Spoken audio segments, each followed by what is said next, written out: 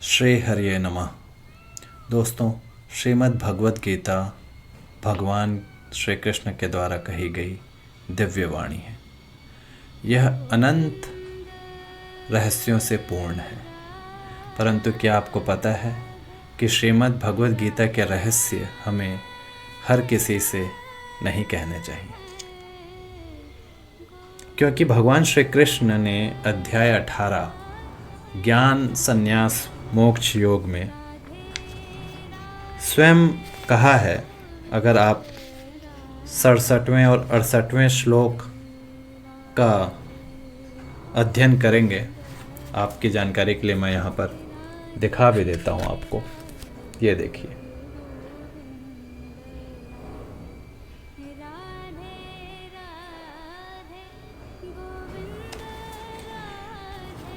इस श्लोक में भगवान कहते हैं कि तुझे यह गीता रूप रहस्यमय, तुझे अर्थात अर्जुन को वह कह रहे हैं कि तुझे यह गीता रूप रहस्यमय उपदेश किसी भी काल में न तो तप रहित मनुष्य से कहना चाहिए, वह मनुष्य जो तप से रहित है। तप के भी बहुत सारे प्रकार बताए गए हैं गीता में, वाणी का तप, मन का तप, शरीर का तप।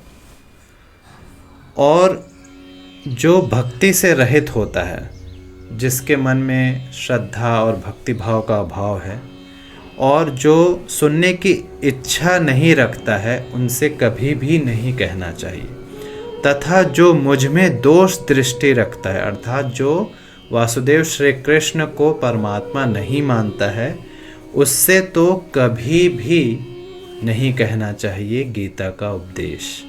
हमारी आदत होती है ना, हम गीता के बारे में बहुत कहते रहते हैं, लेकिन भगवान ने कहा है जिनकी आस्था नहीं है, जो तप रहित हैं, जो भगवान में दोष दृष्टि रखते हैं, उनसे कभी भी नहीं कहना चाहिए।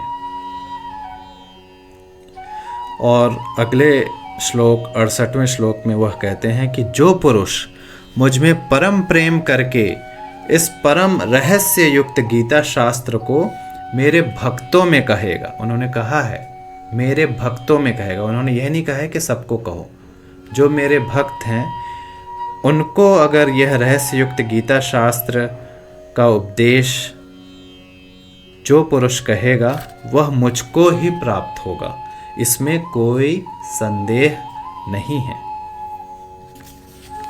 अगले श्लोक में वह कहते हैं कि उससे बढ़कर मेरा प्रिय कार्य करने वाला मनुष्यों में कोई भी नहीं है, तथा पृथ्वी भर में उससे बढ़कर मेरा प्रिय दूसरा कोई भविष्य में होगा भी नहीं। ऐसे पुरुष, ऐसे मनुष्य भगवान को सबसे ज़्यादा अतिशय प्रिय होते हैं। जो पुरुष इस धर्ममय हम दोनों के संवाद रूप गीता शास्त्र को, हम दोनों के अर्थात अर्जुन और वासुदेव श्री कृष्ण का संवाद ही तो है यह गीता, इस संवाद रूप गीता शास्त्र को जो पुरुष पढ़ेगा, उसके द्वारा भी मैं ज्ञान यज्ञ से पूजित होऊंगा, ऐसा मेरा मत है। अर्थात जो श्रद्धा भाव से श्रीमद् भगवत गीता पढ़ता है, उसको भी भगवान यह समझते हैं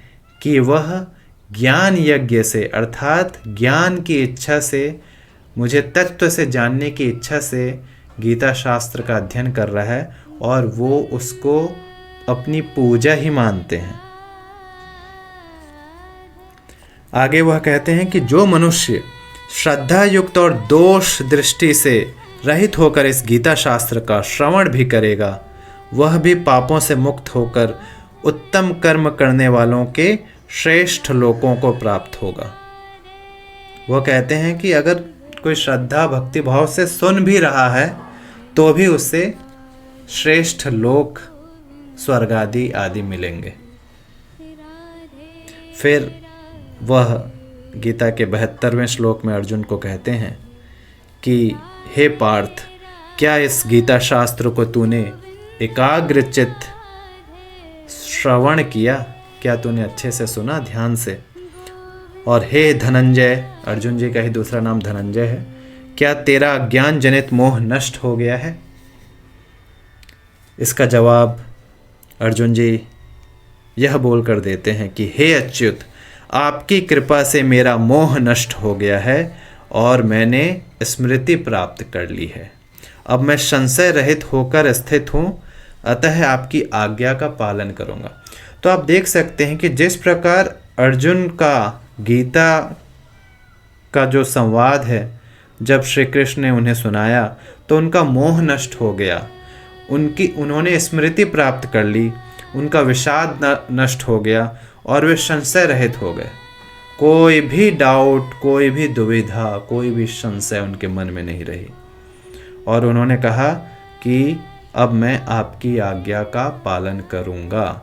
हम मनुष्यों को भी गीता पढ़कर यही अनुभूति होती है, हमारा मोह नष्ट होता है, हमारी दुविधाएं नष्ट होती हैं, हमें स्मृति प्राप्त होती है, हम विषाद डिप्रेशन से बाहर आते हैं और हमें समझ में आता है कि हम कुछ नहीं कर रहे हैं, कराने वाला कोई और है।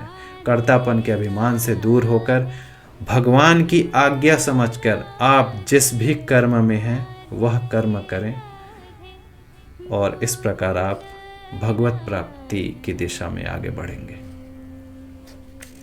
संजय जी ने भी अंतिम के श्लोकों में कहा है कि जब उन्होंने इस अद्भुत रहस्ययुक्त रोमांचकारक संवाद को सुना अर्जुन और वासुदेव श्री कृष्ण के, तो वे हर्षित हो उठे, उनका रोम रोम हर्षित हो गया। और जब उन्होंने विश्व रूप दर्शन दिखाया था वासुदेव श्री कृष्ण ने अर्जुन को, तो उसको भी जब संजय जी स्मरण कर रहे हैं, वह कहते हैं कि मैं बार बार पुनः पुनः जब उस विलक्षण रूप का स्मरण करता हूँ तो मेरे चित्त में महान आश्चर्य होता है और मैं बार बार हर्षित हो रहा हूँ। इसके बाद 78वें श्लोक, जो कि अंतिम श्लोक है अध्याय 18 का, उसमें संजय जी यह श्लोक कहकर 18वें श्लोक का अंत करते हैं कि यत्र योगेश्वरः कृष्णो यत्र पार्थो धनुर्धरः तत्र श्रीर्विजयो भूतिर्ध्रुवा नीतिर्मतिर्मम।